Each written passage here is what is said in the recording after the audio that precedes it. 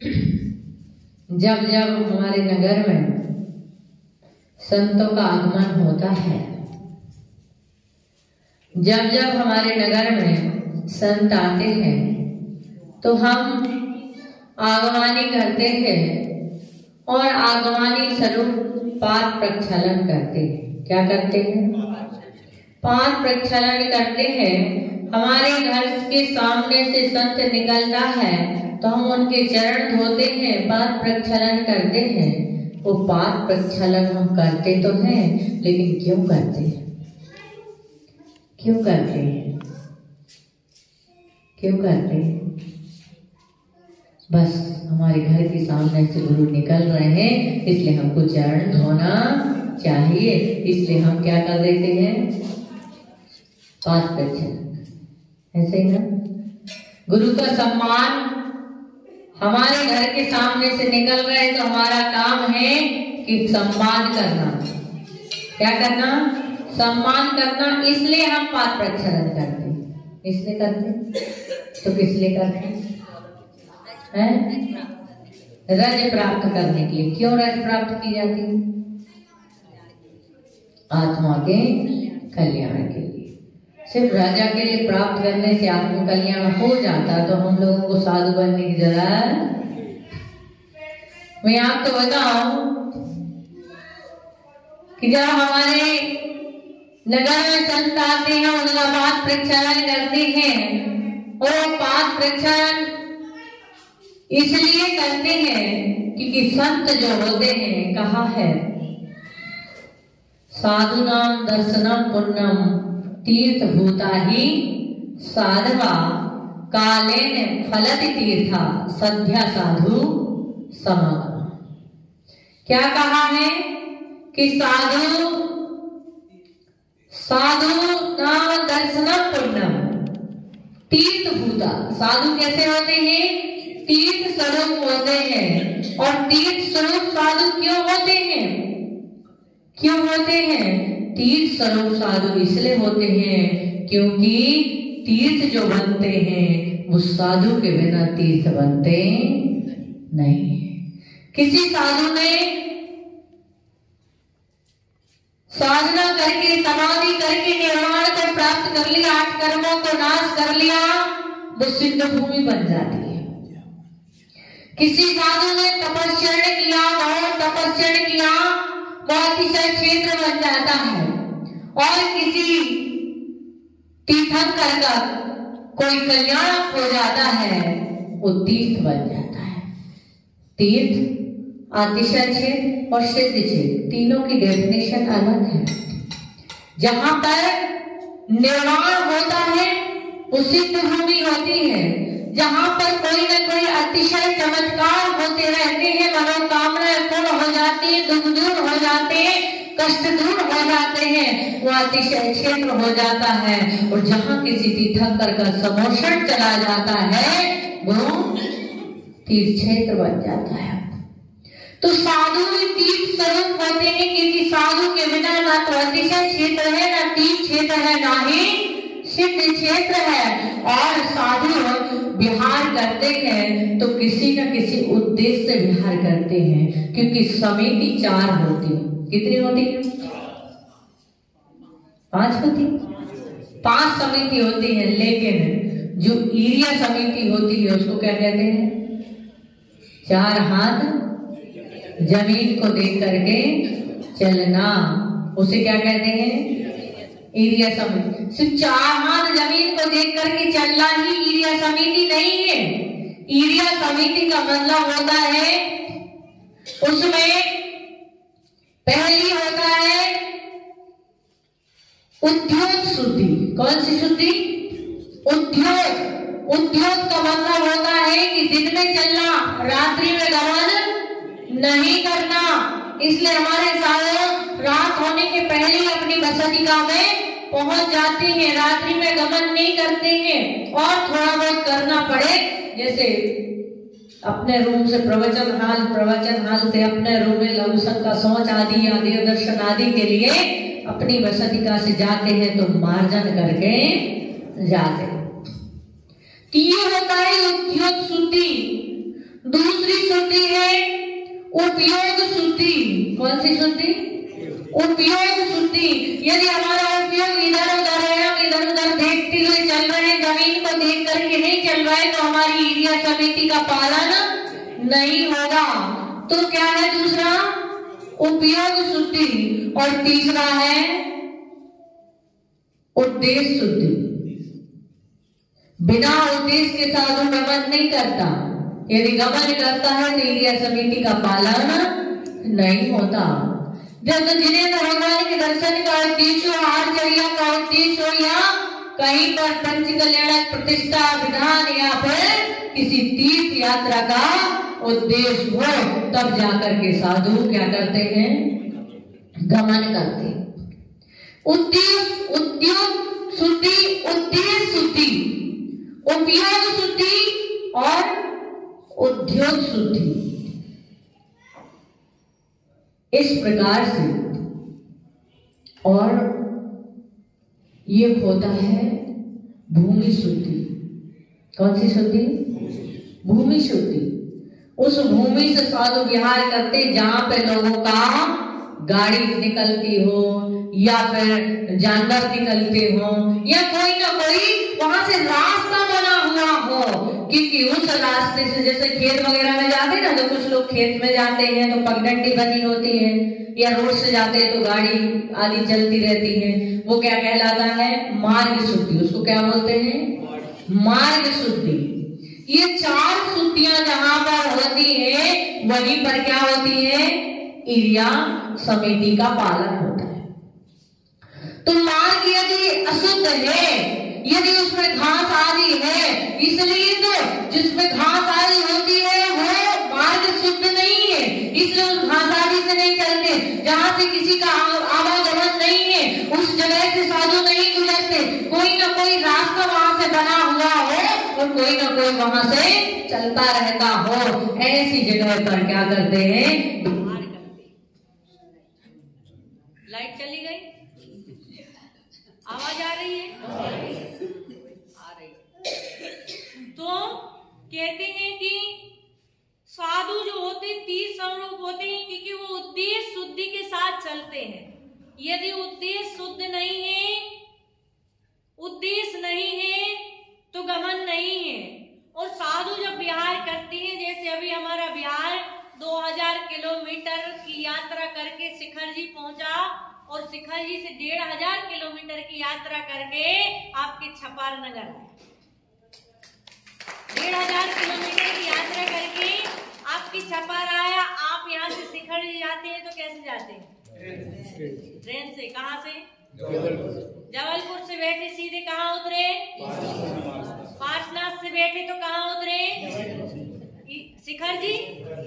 शिखर जी, और शिखर जी की वंदना करके वहां से फिर पार्शनाथ, और पार्शनाथ से फिर जबलपुर, और जबलपुर से अपने घर छपारा, जो भी है ना।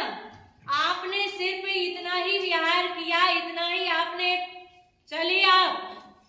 लेकिन संत जब चलते हैं,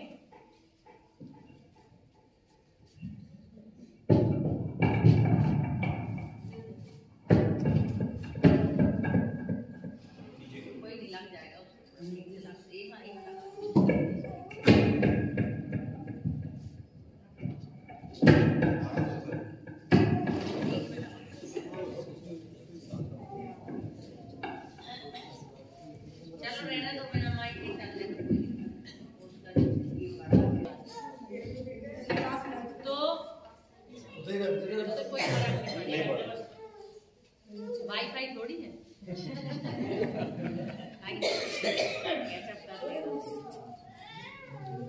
साधु विहार करते हैं तो सीधे कहाँ जाते हैं? सीधे नहीं जाते, बल्कि छपारा जैसे बहुत सारी इतने बड़े बड़े विशाल, इतने अतिशयकारी प्रतिमाएं, आप जाएंगे तो सीधे जाएंगे, सिर्फ शिखर ही जाएंगे।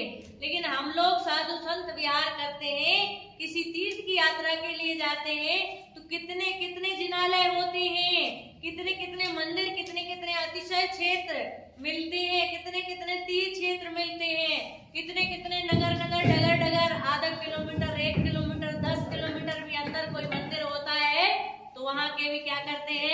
दर्शन करते हुए जाते हैं।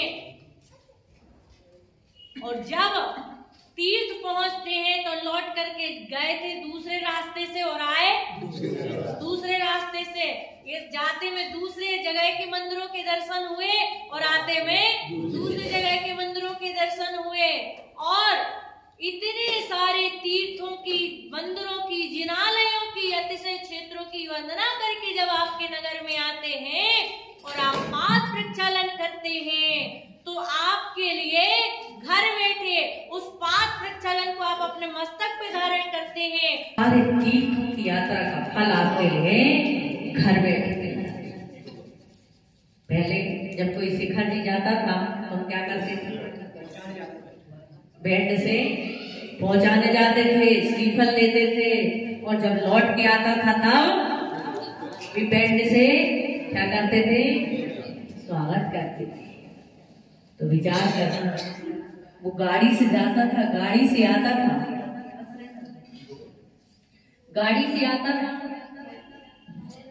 अभी चेक मत करो, जैसा था वैसे ही रहना।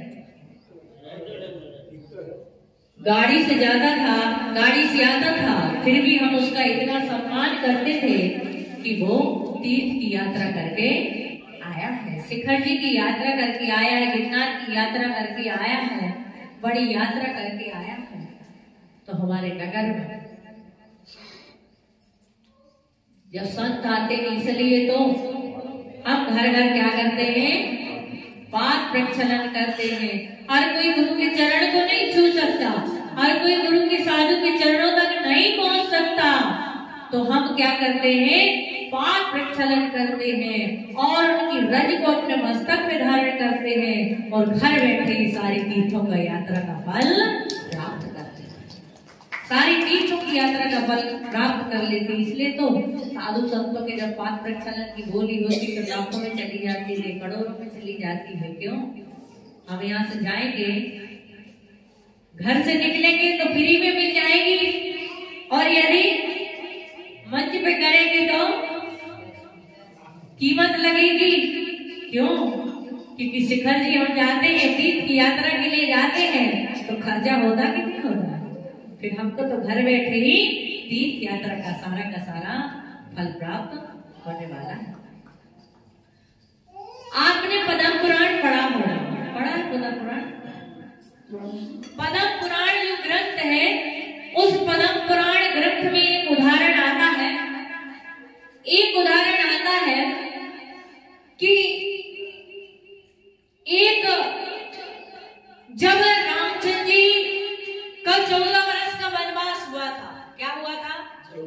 14 वर्ष का जब रामचंद्र जी का वनवास हुआ था, उस समय सीता और राम ने जंगल में मुनिराज को क्या दिया था? आहार दिया था। और जब सीता रामचंद्र जी वृक्ष के नीचे बैठे हुए थे, और जैसे ही वृक्ष के नीचे बैठे हुए थे, सीता की नजर पड़ती कि आकाश मार्ग से मुनिराज हमारी तरफ ही बढ़ रहे हैं, हमारी तरफ ही आ रहे हैं। आहारचर्या का समय है, हो ना हो आहारचर्या के निमित्त ही मुनिराज का गमन यहाँ के लिए हो रहा हो, और सीता राम दोनों मुनिराज के लिए तत्क्षण पड़गाने के लिए क्या हो जाते हैं? खड़े हो जाते हैं। ओ स्वामी नमोस्तु नमोस्तु नमोस्तु, और कहते हैं कि सीता मुनिराज का पड़गाहन करती है, और जैसे ही मुनिराज का पड़गाहन करती है, मुनिराज का पड़गाहन कितनी भक्ति से होता है? 9 भक्ति। कौन सी? एक जन बताओ, कोई कौन बता रहा? बताओ दादाजी, बताइए। मन शुद्धि, वचन शुद्धि, काय शुद्धि। बता दोगे तो भी चलेगा। मन शुद्धि, वचन शुद्धि, काय शुद्धि, आहार जल शुद्ध है। और भोजनशाला में प्रवेश कीजिए। तुम लोग मुझसे नहीं पूछ रहे, दादाजी से पूछ रहे। 55 से लेके 55 पार हो गए। आसन ग्रहण कीजिए, आसन ग्रहण कीजिए, पाद प्रक्षालन, उसके बाद पूजन, पूजन, फिर उसके बाद शुद्धि, मन शुद्धि, वचन शुद्धि, काय शुद्धि। कितने हो गए? फिर शुरू से बताइए। पहले क्या होता है? पहले क्या होता है? पड़गान। आप लोग नहीं बोलना है, पड़गान। दूसरा मन शुद्धि, वचन शुद्धि, काय शुद्धि, आहार जल शुद्ध। 5 हो गए। परिक्रमा। और उसके बाद फिर गृह प्रवेश। फिर गृह प्रवेश। फिर गृह प्रवेश के बाद भोजनशाला में प्रवेश। गृह प्रवेश, भोजनशाला में प्रवेश। 8 और आसन ग्रहण करेक्ट हो गए। आसन ग्रहण के बाद फिर पाद प्रक्षालन। हाँ, फिर पाद प्रक्षालन, फिर पूजन। तो 10 11 मतलब बाकी फिर हो गए। सबसे पहला होता है पड़गान। क्या होता है? पड़गान में सब आ जाता है। गृह प्रवेश, नगर प्रवेश, चौका प्रवेश, जो भी कुछ प्रवेश आप बोलते हैं, ठीक है ना? पड़गान। फिर दूसरा उच्चासन, तीसरा पाद प्रक्षालन, चौथा पूजन, 5वां नमोस्तु, 6वां मन शुद्धि, वचन शुद्धि, काय शुद्धि और आहार जल शुद्धि। कितने हो गए? पड़गान में सारी चीजें आ जाएंगी। परिक्रमा लगाना है, घर प्रवेश आदि जो भी कुछ बोलना है, वो सारी चीजें किसमें आ जाती हैं? पड़गान। उच्चासन, पाद प्रक्षालन, पूजन, नमन, मन शुद्धि, वचन शुद्धि और काय शुद्धि नहीं। काय शुद्धि मतलब शरीर की शुद्धि है। सब चीज आ जाता है। अध्यक्ष बताएंगे काय शुद्धि का मतलब। इतने अच्छे अध्यक्ष मैंने कहीं नहीं देखे, बहुत सीधे सच्चे। काय की शुद्धि मतलब, काय शुद्धि मतलब तन की शुद्धि है। काय शुद्धि मतलब शरीर की शुद्धि। काय शुद्धि का मतलब है कुल शुद्धि। क्या? ब्लड शुद्धि जिसको हम बोलते हैं ना। आजकल तो सब खत्म हो गया, शुद्ध बचा ही नहीं है, कोई शुद्ध ही नहीं बचा। दूसरी व्यवहारता भी आ रही है और अन्य समाज की भी आ रही है, जबकि कुल शुद्धि से मतलब होता है खंडेलवाल की खंडेलवाल, परिवार की परिवार, गोला की गोला आदि जो है, जो जिस जाति का है उसी जाति में व्यवहार होना। और वो व्यक्ति जो है वो कौन कहलाता है? उसका कहलाता है कुल शुद्ध, मतलब काय शुद्ध। यदि हमारा ब्लड अशुद्ध है, अभी तो 10 मिनट ही हुए भाई,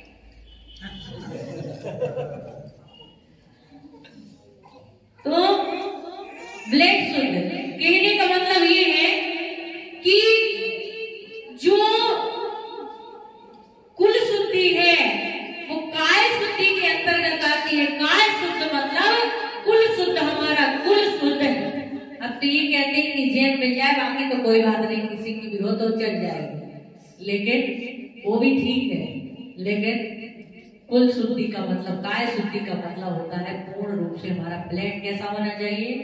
शुद्ध होना चाहिए। जब इस कुएं के पानी की बिछानी आप कौन से कुएं में डालते हैं और दूसरे में डालने तो नहीं डाल सकते ना।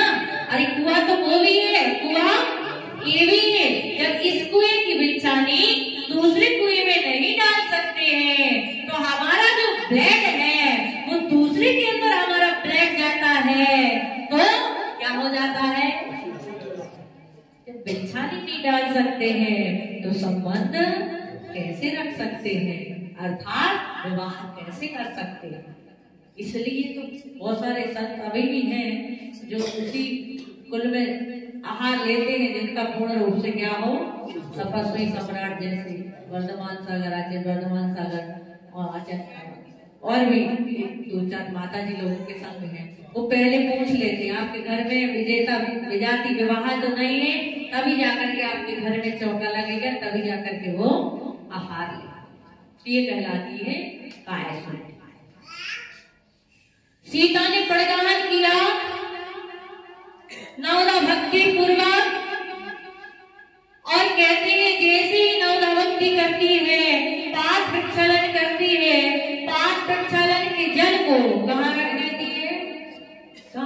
आप लोग पाक प्रक्षालन के जल बाहर रखते ना कि वही क्यों रखते बाहर? क्योंकि ये कुछ आदि पागल महिलाएं होती ना, ये ना हवाली नहीं कहीं की भी बावली होती है, उन्हें पता ही नहीं, बस हाथ धोने से मतलब कोई भी जल रखा हो तो क्या करेगी, उसी में हाथ धो लेगी, उसी में रोटी सब छू लेगी। फिर तो जल पवित्र है, चरणामृत पवित्र है, लेकिन जब हम आहार देंगे तो शुद्ध पानी से ही हाथों का क्या करेंगे, प्रक्षालन करेंगे। और इसलिए उसको क्या कर देते हैं, बाहर वाले रूम में, कक्ष में या फिर वरांडा जो भी कुछ होता है वहां पर रख देते हैं। सीता ने भी ऐसा ही किया था, उसने पाक प्रक्षालन किए और उस गंधोलक को, उस पाक प्रक्षालन के जल को अपनी कुटिया के बाहर रख दिया।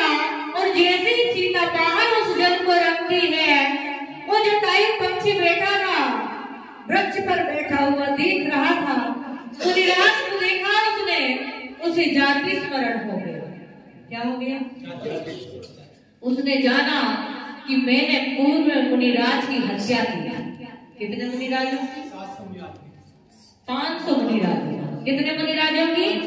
500 मुनिराजों को घानी में पेल दिया था। दंडक वन में दंडक राजा ने 500 निर्दोष मुनियों को क्या कर दिया था, मंत्री आदि के भड़काने पर उसने घानी में पेल दिया था और निगोद नरक गया। अनेक प्रकार के द्वेष आदि पर्यायों में दुख भोगते भोगते क्या बना, वो जटायु पक्षी बना।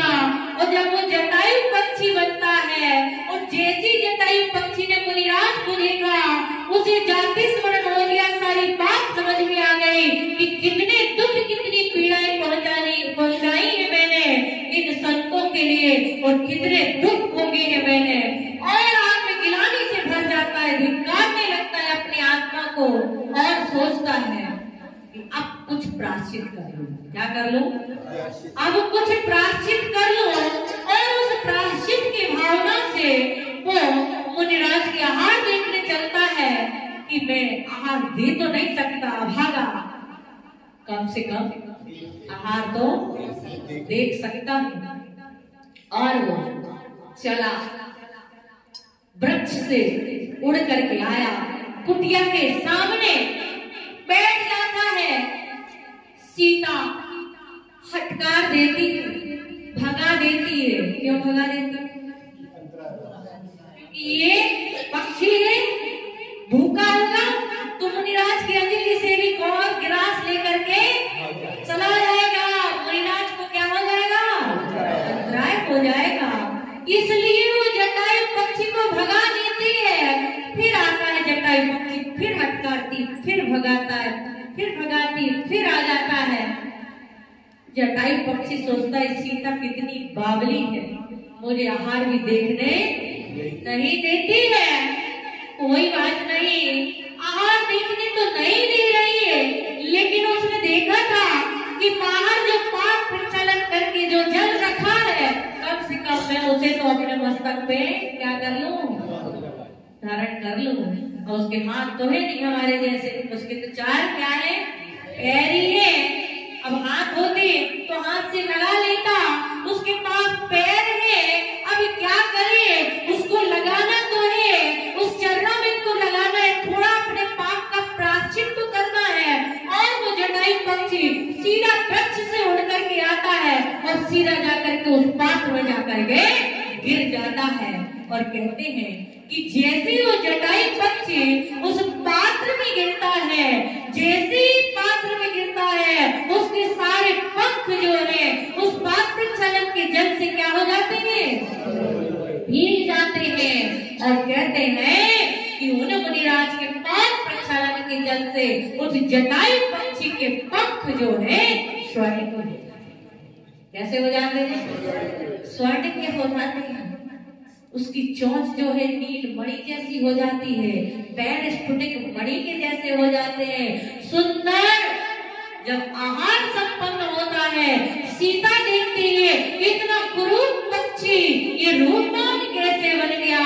विचार करना, मैं आपसे मात्र इतना ही कहती हूँ कि उस जटायु पक्षी के पंख जब उस चरणों से, उस पाक प्रक्षालन के जल से जब सोने की हो सकते हैं, तो हम तो पंचेंद्रिय है, मनुष्य है, सम्यक दृष्टि है। यदि हम पाक प्रक्षालन के जल को अपने मस्तक पे धारण करते हैं तो हमारी आत्मा भी सोना हो सकता है, हमारी आत्मा का भी कल्याण हो सकता है। इतनी पवित्र पावन व्रत होती है। इसलिए हमारे नगर में जब जब संत साधु आते हैं तो हम पाठ प्रक्षालन करके उस सारी तपस्या के फल को, उस सारे तीर्थों की यात्रा के फल को अपने मस्तक पे धारण करते हैं, उस रज को अपने मस्तक पे धारण करते हैं, जिससे सारे तीर्थों की यात्रा का फल हमें क्या हो जाता है, प्राप्त हो जाता है। 10 बज गए, समय आपका हो गया है? एक तो आपका ये माइक डब्बा है, तो जो भी है इसलिए कहा है साधनाम दर्शनम पुण्यम तीर्थ भूता ही साधका काले फलति तीर्था सध्या साधु समागमा। साधु संतों का दर्शन, साधु संतों की संगति। आप दर्शन पाठ भी पढ़ते हैं तो उस दर्शन पाठ में भी यही पढ़ते हैं, दर्शनम देव देवस्य, दर्शनम स्वर्ग, दर्शनम मोक्ष, दर्शने जिनेन्द्राणाम नाचिरम तिष्ठते पावम। एक साधु का दर्शन, जिनेन्द्र भगवान की भक्ति, जिनेन्द्र भगवान की वंदना और साधुओं का दर्शन, जन्म जन्म कृतम पापम जन्म कोटि विनाशनम। दिगंबर कौन है? आप लोग कौन? दिगंबर किसे कहते हैं? दिगंबर कहते किसे? निर्गंध साधु। तो आपके पास तो कपड़े, जो कपड़े वाले हैं वो श्वेतांबर, जो बिना कपड़े वाले हैं वो दिगंबर। तो आप क्या हैं? आप क्या हैं? आप क्या हैं? श्वेतांबर की दिगंबर हैं? दिगंबर है ना? जोर से बोलो ना, क्यों संदेह है? दिगंबर हो ना? तो श्रावक हो, लेकिन आप क्या लिखते हो? दिगंबर लिखते कि श्वेतांबर? तो दिगंबर कहते किसे? जिसकी दिशाएं ही अंबर है, वो क्या है? दिगंबर है। विचार करना, यही से आपको पता चल जाएगा कि साधु की साधना का फल हमें कैसे प्राप्त होता है। तपस्या साधु करते हैं, दिगंबर साधु रहते हैं, और दिगंबर हम कहलाते हैं। क्या? साधु तपस्या करते हैं, साधना करते हैं, वो दिगंबर रहते हैं, लेकिन हम उनके भक्त हैं, इसलिए हम क्या कहलाते हैं? दिगंबर कहलाते हैं। हम दिगंबर नहीं है, दिगंबर तो हमारे साधु हैं, और साधुओं से हमारी पहचान बनती है। इसलिए उनकी वंदना करने से, उनके दर्शन करने से हमें क्या होता है? जन्म जन्म कृतम पापम जन्म कोटि विनाशनम। जन्म जन्मों के किए हुए पाप भी क्या हो जाते हैं? क्षण भर में को प्राप्त हो जाया करते हैं। वैसे ये रोड तो आप लोगों का क्या है? जंक्शन है ना, ट्रेन का नहीं, साधु। एक साधु जाता है कि दूसरा साधु के आने की खबर मिल जाती है कि दूसरे साधु आने वाले हैं, और निश्चित है कि धर्मात्मा नगरी में हम बड़े पुण्यशाली हैं, हम बड़े भाग्यशाली हैं। ऐसी बहुत सारी कंट्री है जहाँ पर गुरु दर्शन तो बहुत दूर की बात है, प्रभु दर्शन भी नहीं मिलता है। हम लोग जगह से रास्ते से आ रहे हैं, जैसे बरघाट है, बालाघाट है, बोले हम लोगों के यहाँ पर साधु संत कम आते हैं। छत्तीसगढ़ वाला एरिया है, बहुत कम साधु जाते हैं, लेकिन हम मध्य प्रदेश वाले इतने सौभाग्यशाली हैं, जब देखो तब हमें गुरुओं का सानिध्य, गुरुओं का दर्शन मिलता रहता है और तीर्थों की यात्रा का फल हमें प्राप्त होता रहता है। समय हो गया। बोले भगवान महावीर स्वामी की